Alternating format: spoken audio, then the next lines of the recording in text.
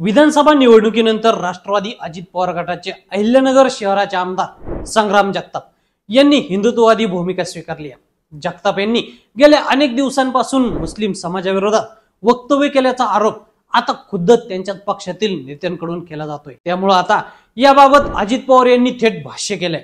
आपण संग्राम जगताप यांना मुंबईमध्ये बोलावले, त्यांच्याशी याबाबत चर्चा करून जाणून घेणार आहोत असंही उपमुख्यमंत्री अजित पवार म्हणाले होते। मात्र मुंबईमध्ये होणाऱ्या राष्ट्रवादीच्या आमदारांच्या बैठकीला जगताप यांनी दांडी मारल्याची माहिती समजते।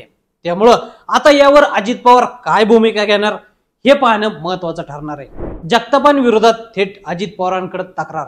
उपमुख्यमंत्री अजित पवार यांच्याकडे त्यांच्याच राष्ट्रवादी काँग्रेस पक्षातील नेत्यांनी आमदार संग्राम जगताप यांच्या विरोधात तक्रार केली आहे।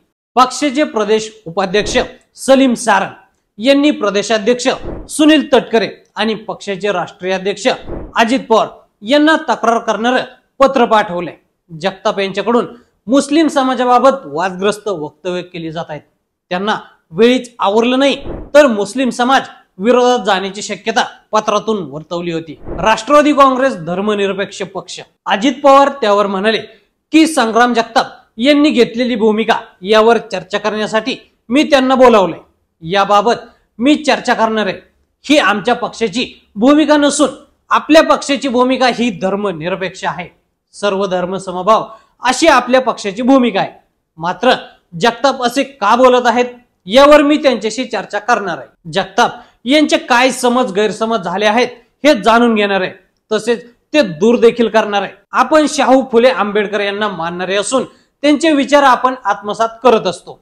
या विचाराने आपण पुढे जाणार अशी थेट भूमिका यावेळी अजित पवार यांनी मांडली। अजित दादांच्या बैठकीला आमदार जगतापांची दांडी। राष्ट्रवादी अजित पवार गटाच्या आमदारांची बैठक पार पडली। या बैठकीला संग्राम जगताप यांना बोलवण्यात आलं होतं। याबाबत अजित पवार यांनी थेट माध्यमांसमोर सांगितलं देखील होतं। अजितदादांनी बोलवू नये, जगताप यांनी बैठकीला दांडी मारली। दरम्यान संग्राम जगताप हे मतदारसंघातच आहेत। आषाढी वारीच्या ज्या दिंड्या आल्या आहेत त्या कार्यक्रमांना उपस्थिती लावल्यानं जगताप हे बैठकीला गेले नसल्याची माहिती समजते। दरम्यान संग्राम जगताप यांच्या मनात नेमकं काय आहे, त्यांच्या हिंदुत्ववादी भूमिकेबाबत आता अजित पवार काय भूमिका घेणार हे पाहणं देखील महत्त्वाचं ठरणार आहे। तर मंडळी, अहिल्यानगर शहराचे आमदार संग्राम जगताप यांच्या हिंदुत्ववादी भूमिकेबाबत तुम्हाला काय वाटतं आम्हाला कमेंट करून नक्की सांगा। आणि असेच नवनवीन माहितीपूर्ण व्हिडिओ पाहण्यासाठी लेट्स अप मराठी फॉलो करा। सोशल मीडियाच्या भाऊ गर्दीत विश्वासार्हतेने चकाकणारे नाव म्हणजे लेट्स अप मराठी।